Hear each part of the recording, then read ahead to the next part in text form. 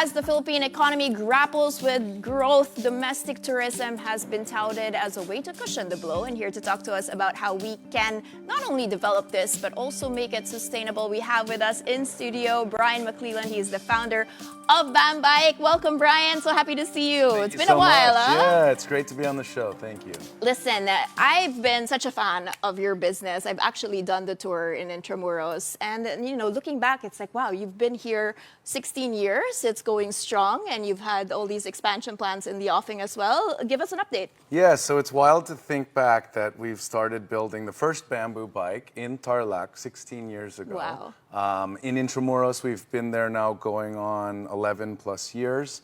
And yeah, things are interesting. We've had to, face adversity over the years, but now things are rolling and we've gained some traction and we're working on expansion. So Intramuros is still our core, but we're working on rolling out new products and experiences across Luzon and then eventually around the country. Tell us about those exciting plans. I mean, you started manufacturing bamboo bikes, right? So selling that as a product, ventured into tours, which I believe is your main focus now. Was that always the plan, or was that an organic shift? Tell us how that came evolve about. or die, right? Yeah, so the original BAM business plan was build a lot of bikes, sell, grow, export, but manufacturing and distribution can be tough.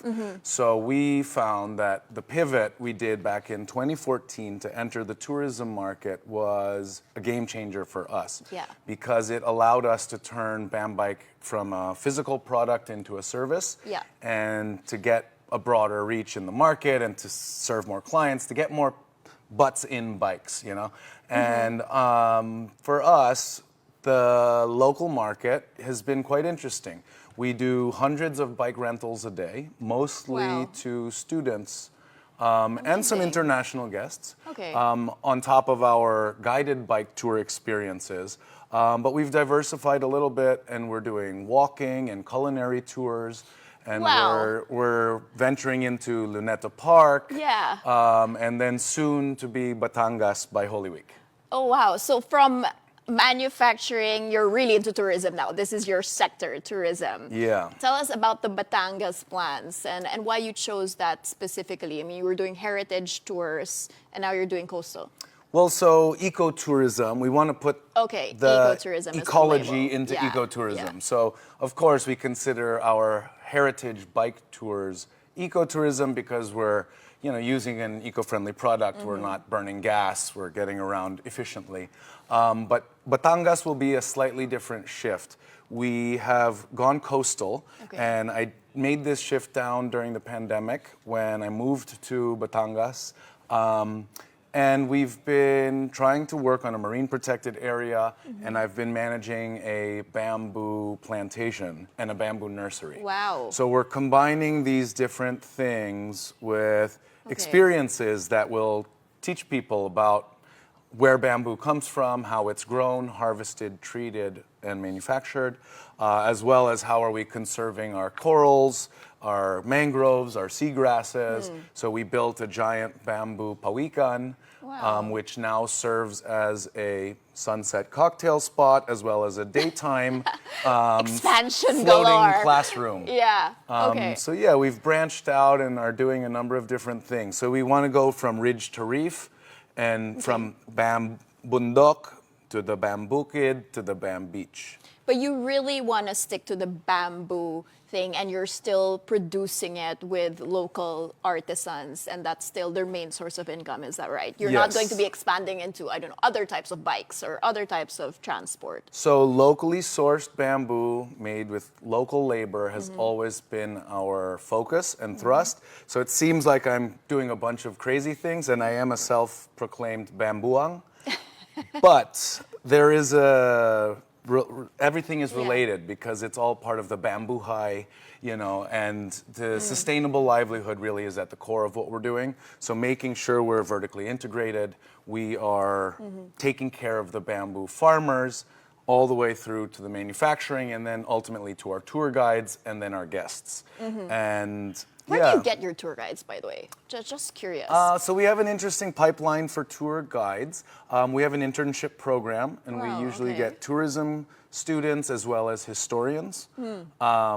And we bring them through our kind of internship training program, and then we pick the best ones that want to continue to work with us after their internships, and then they become part-timers and working students, and then from those, we then make them full-time guides. And you've been focused on, well, Luzon and, just around the capital, and also Batangas, which is a bit off. Is there a specific reason for this? Is that where the market is? Is that where the bamboo is even? Could you maybe give us an idea of geographically why it's been here? Yeah, well, so it all started in Intramuros because that was the closest to home, highest visited location. And there wasn't anything like a bamboo bike tour going on. So I thought an interesting opportunity there. And we started manufacturing the bikes in Agawad Kalinga village in Victoria, Tarlac.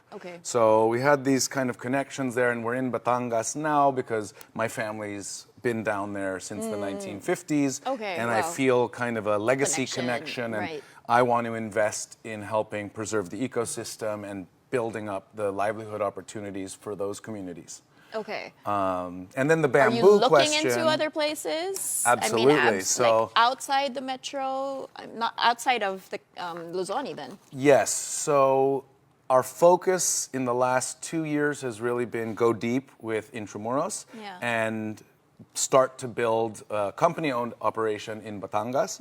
But after we kind of optimize our in-house systems and operations, we're looking for franchise partners that can help take the Bambike Eco Tours brand and system further into new locations. So we're talking with people in Siargao, Iloilo, Negros. There are feelers that we've had inquiries coming in, and I think our BAM business model has proven itself over the last 15 years.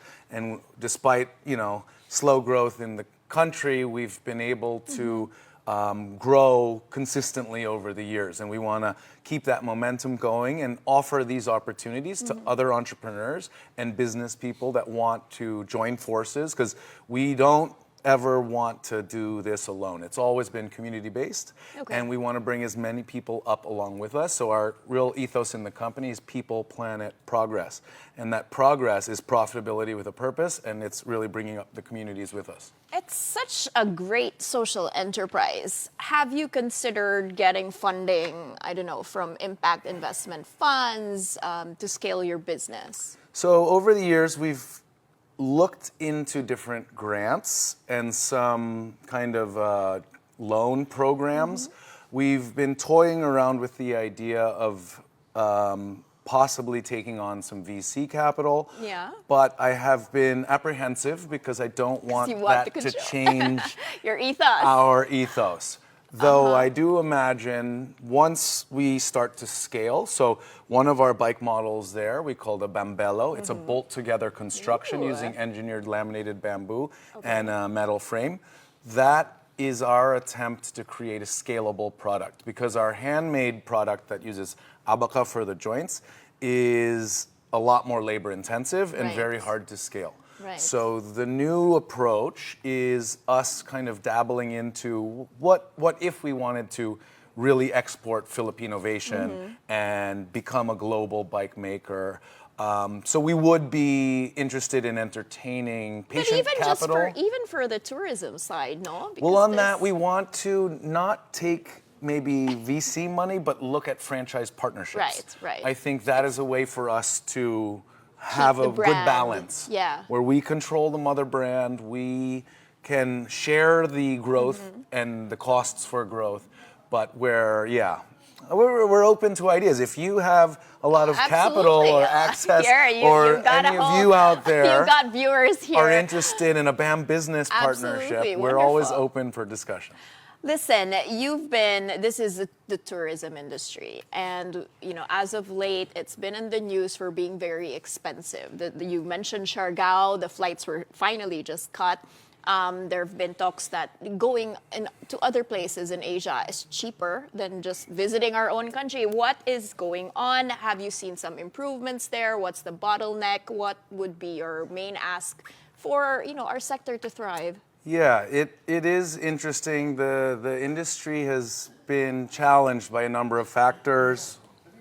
Climate change, weather, these are impacting us. We feel it dramatically because we're an outdoor tourism experience.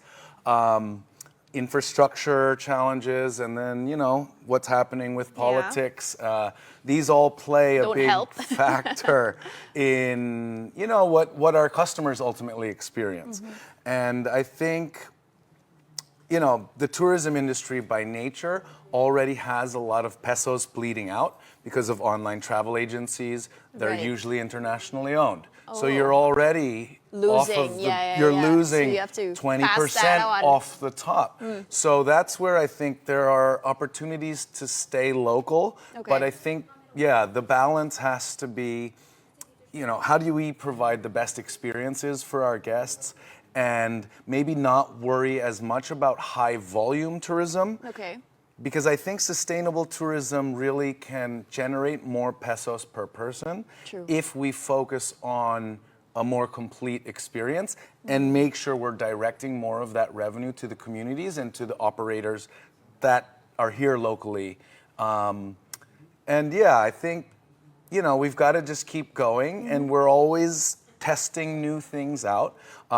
In a restaurant where I'm a co-founder, Batala, in Intramuros, we focus on Filipino products. We only serve Filipino spirits, local craft beers, and foods. And our supply chain is very focused on small, sustainable, locally sourced fish and different products, and focusing on sharing that kind of experience and bundling it with our activities and getting the flavor of the Filipino and the malasakit down there. And I think if we can promote more of that, the Philippine brand of tourism will stay strong and resilient. I love your positivity. Thank you so much. And looking forward to doing your tours once more. Please come join us and experience the rest of what we have to offer. Absolutely. Bryan McClelland, founder of Bambike Eco Tours.